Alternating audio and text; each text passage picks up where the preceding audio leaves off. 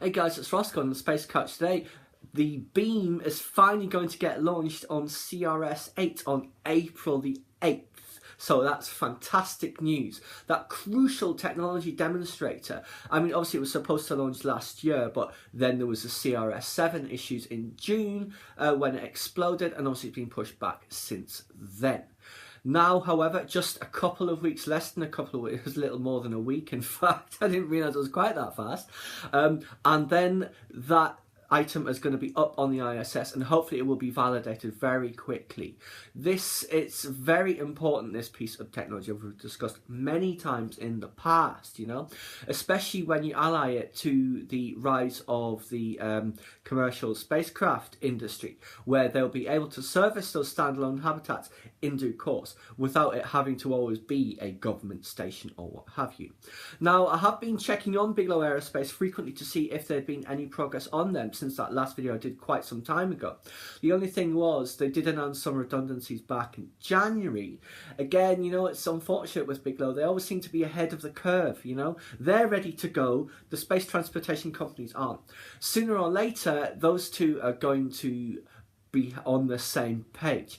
That should hopefully be by the end of next year, in fact, and we'll start to see Dragons and what do they call the Boeing one now, the Starliner, going to these stations.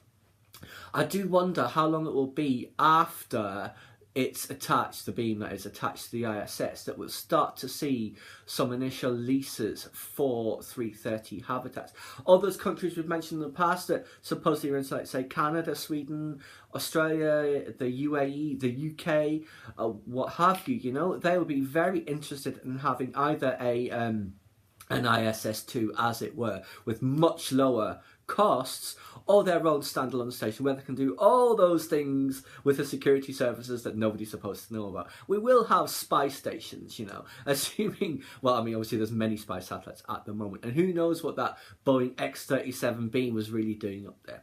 I do expect we'll probably have some stations that are purely for monitoring of other nations. Probably, would that one that maybe be in geosynchronous orbit, you know, or would it be zipping around the Earth? I wonder.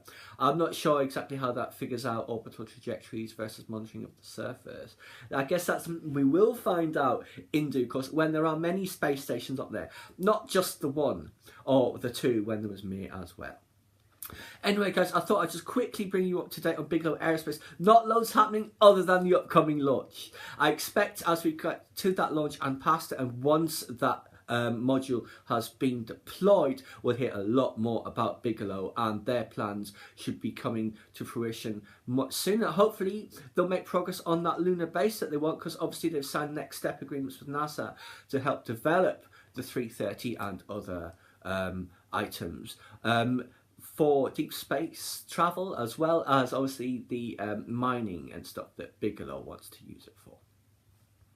Anyway guys, please subscribe to my channel if you enjoy this content. Leave me a comment or suggestion for an upcoming topic you'd like to see discussed, or like the video, and we will be discussing Bigelow again in a couple of weeks subsequent to that launch and once the beam is attached to the ISS.